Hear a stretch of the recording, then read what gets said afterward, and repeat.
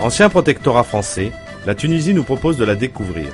C'est par Kairouan et sa grande mosquée que notre parcours commence.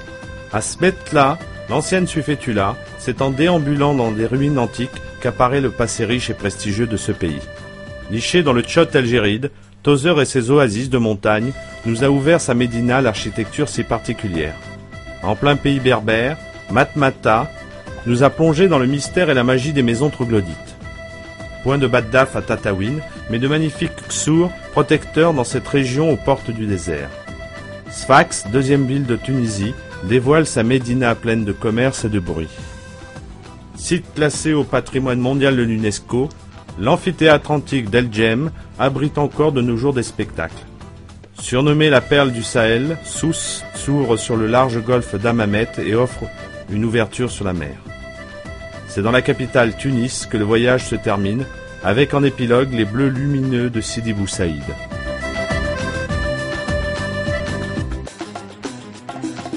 Mètre peut contenir jusqu'à 57 000 mètres cubes d'eau. Il recueille l'eau de l'Oued, mer Guelil, décantée dans un plus petit bassin.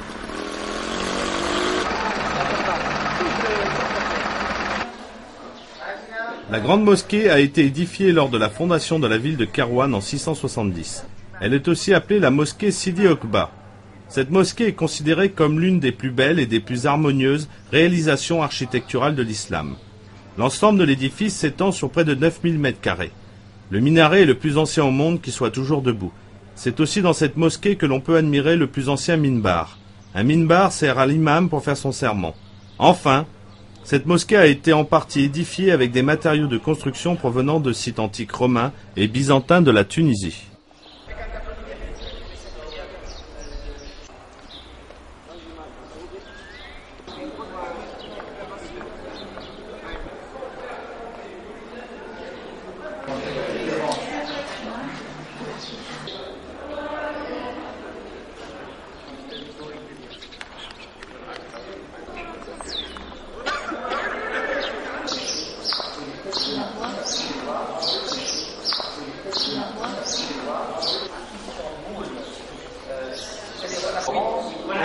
C'est la journée, avis de recueil.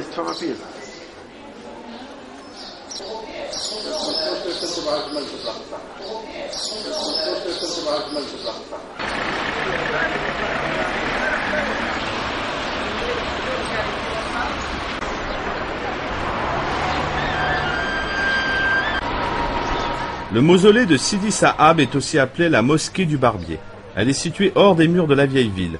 C'est le bey Mouradit Hamouda Pacha Bey qui a fait construire le mausolée, la coupole et la cour.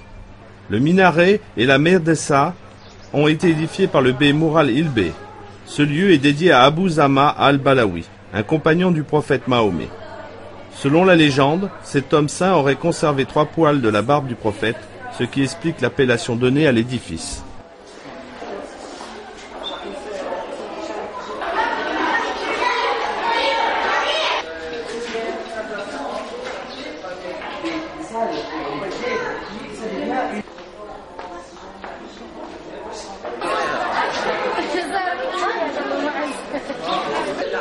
Venez voir cette coupole.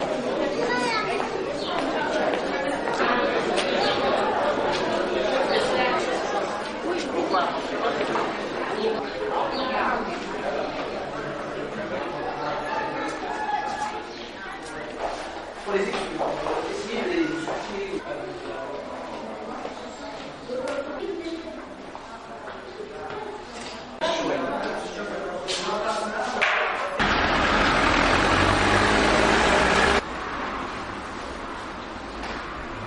Tout à l'heure, on vous expliquera tout, je pense.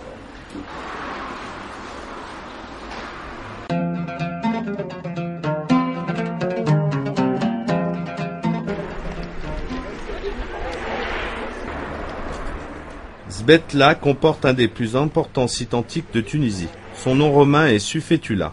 Cette cité a été édifiée au 1er siècle de notre ère lors de la colonisation et de la pacification de la région par les troupes de la dynastie des Flaviens. La cité de Sufetula connaît un important développement économique. La ville, à son apogée, sert de carrefour routier et de centre commercial et agricole. La culture de l'olivier et la production de son huile fait sa richesse. C'est en 647 après Jésus-Christ que la ville est détruite par les invasions arabes. Aujourd'hui, les ruines s'étendent sur une vingtaine d'hectares. En entrant par l'arc d'Antonin le Pieux, on pénètre sur le forum et on peut y admirer un capitole formé de 3 temples séparés, dédiés à Jupiter, Junon et Minerve. C'est le centre religieux de la cité. En parcourant le site, on peut aussi admirer des thermes, un théâtre et des basiliques chrétiennes avec de magnifiques baptistères ornés de céramique.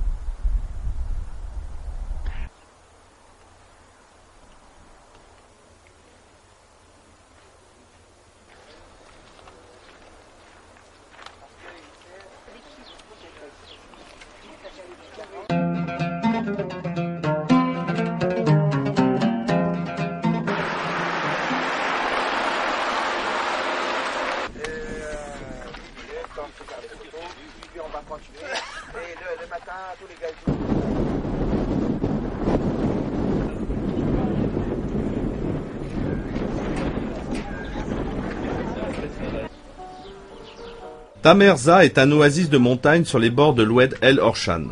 Des terrasses du Tamerza Palace, on peut admirer l'ancien village qui a été abandonné en 1969 suite à des inondations meurtrières et sans précédent.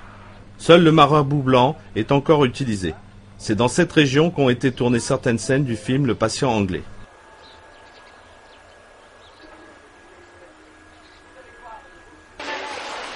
En contrebas du village, on peut apercevoir la grande cascade de Tamerza, qui représente bien une curiosité dans cet univers désertique.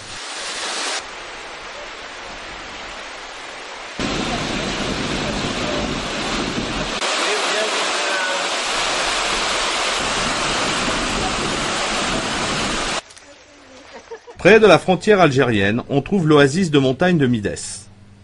Située sur le lim saharien reliant Tébessa à Gafsa, l'ancienne Madès était utilisée par les Romains pour signaler l'approche d'envahisseurs à l'aide de miroirs. Le vieux village de Midès a également été abandonné en 1969. Celui-ci est accroché en bordure d'un canyon où l'on trouve des fossiles et des minéraux colorés. Le nouveau village de Midès est au cœur de la palmeraie voisine et produit pour l'essentiel des dattes, des oranges et des figues. À proximité du village, certaines scènes du film Force Sagan ont été tournées.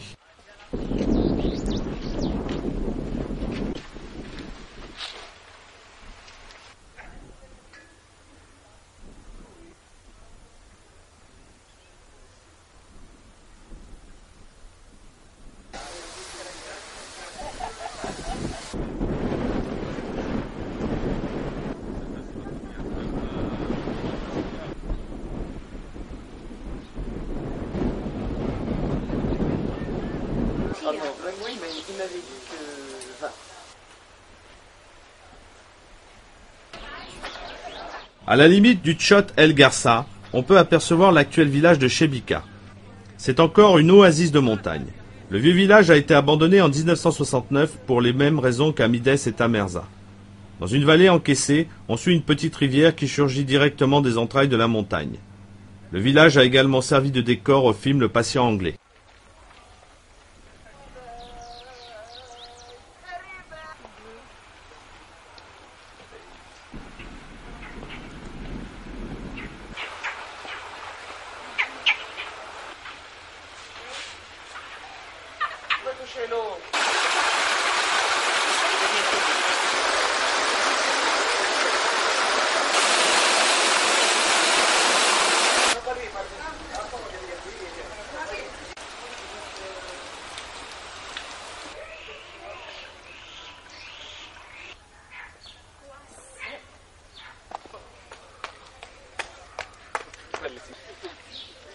Situé au nord-ouest du Tchot El Djerid, Tozeur constitue un des oasis principaux situés aux portes du désert du Sahara.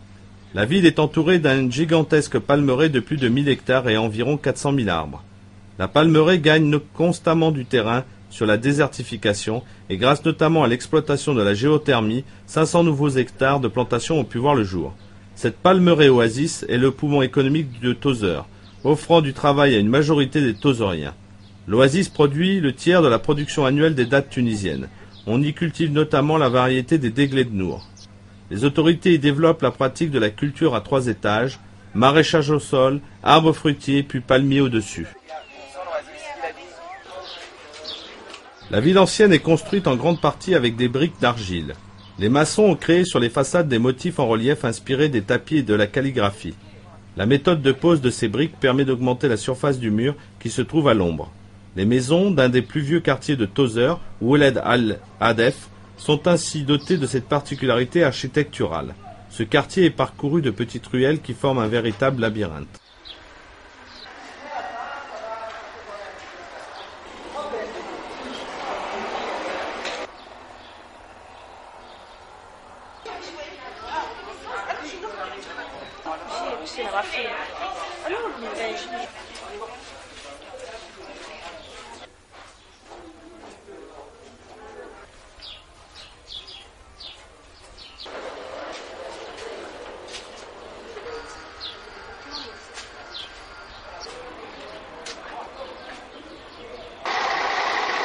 Le musée d'art Cheraït est le premier musée privé de Tunisie.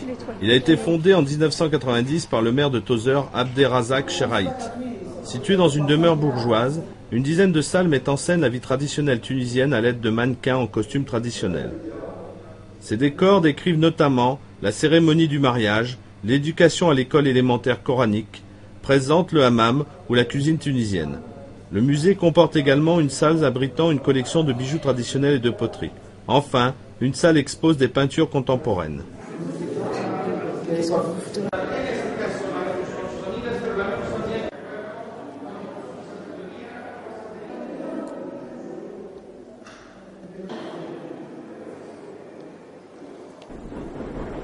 Par définition, un tchot désigne une étendue d'eau salée permanente située dans les régions arides.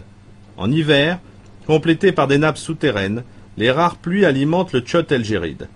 Avec les fortes chaleurs de l'été, une forte évaporation produit une accumulation des sels à la surface des limons. Contrairement à une fausse idée, l'altitude du Djéride ne descend pas en dessous de 15 mètres.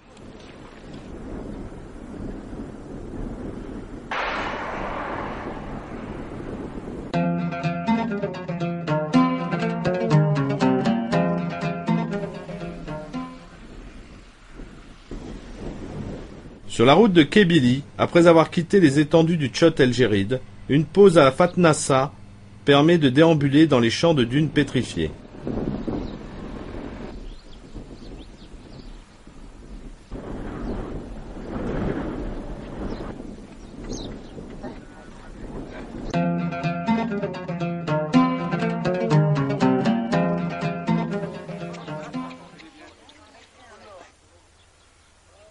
Il n'y a pas encore si longtemps, Douze était une escale importante pour les caravanes dans leur voyage entre le Sahara et la Tunisie septentrionale.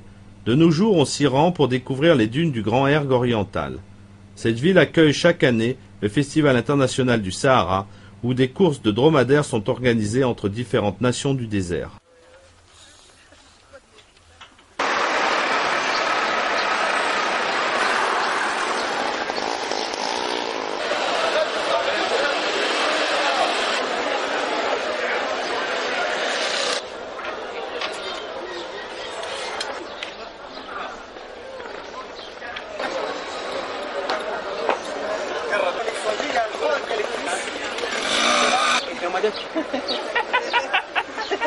Deux jours de travail. Tout à la main.